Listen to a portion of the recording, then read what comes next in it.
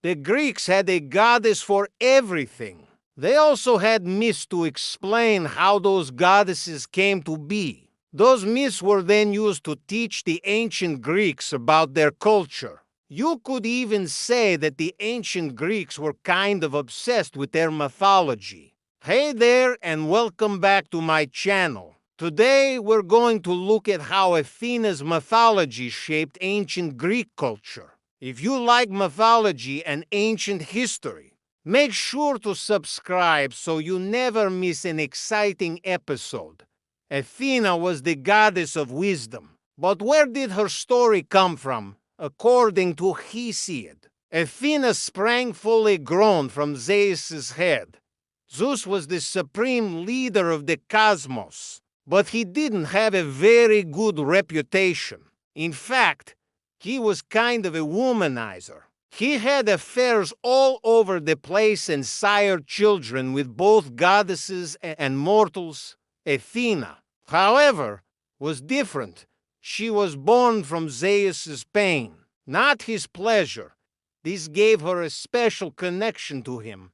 She was his favorite child, and he allowed her to accompany him everywhere. As a result, Athena was present at the creation of humankind, and she was disappointed with what she saw. Humans were weak and feeble and couldn't do anything without the help of the gods. So Athena decided to take matters into her own hands and create a special race of humans, the first Athenians. These people lived in the city of Athens, and they became the most civilized, an intellectual race of people in the ancient world. They loved philosophy and the arts, and they built magnificent temples and statues to honor the gods. Athena was so pleased with them that she made Athens their patron deity and promised to protect them from harm. Now, this isn't the only myth about Athena's origins. There are other stories that say she was born from the blood of the Titans, after Zeus defeated them in battle. But that doesn't really matter because the point of these stories isn't to explain how she was created. It's to explain why she is the way that she is. Athena represents the power of intellect and civilization over brute force and barbarism. And that's why the ancient Greeks worshipped her as the goddess of wisdom.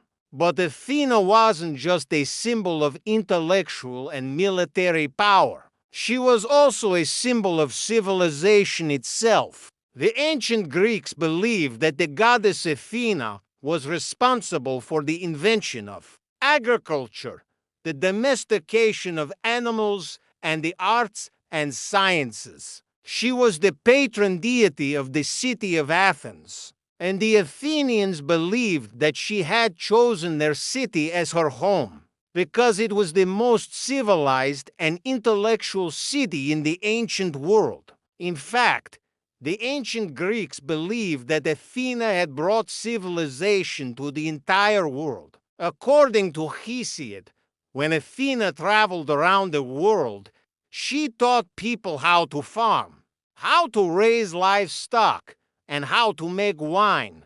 She also invented the plow and the sail and the oar, and she showed people how to use them. Without Athena, the ancient Greeks believed that humans would have been stuck in a state of constant warfare and barbarism. But thanks to her, they were able to create stable societies and live in relative peace. So if you were an ancient Greek, you would worship Athena because she was the embodiment of civilization itself. In a world full of violence and chaos, she represented order and stability. And in a society that valued intelligence and skill above all else, she was the ultimate role model. What's more, Athena was also seen as a symbol of the power of the human mind. The ancient Greeks believed that she had given humans the ability to think and reason, and that was what set them apart from the other animals. It was also what allowed them to create such great works of art and literature. So if you were an ancient Greek, you would worship Athena because she represented the best of humanity. As you can see, Athena was much more than just a warrior goddess. She was a symbol of everything that the ancient Greeks held dear: civilization, wisdom, intelligence, and the arts. That's why she was the most popular goddess in the entire Greek pantheon. If you liked learning about Athena's mythology, then you'll love learning about the other gods and goddesses of ancient Greece. And there is no better place to start your journey into the world of Greek mythology than this playlist right here. So click on the video that is on your screen right now to keep learning about the amazing world of ancient Greece.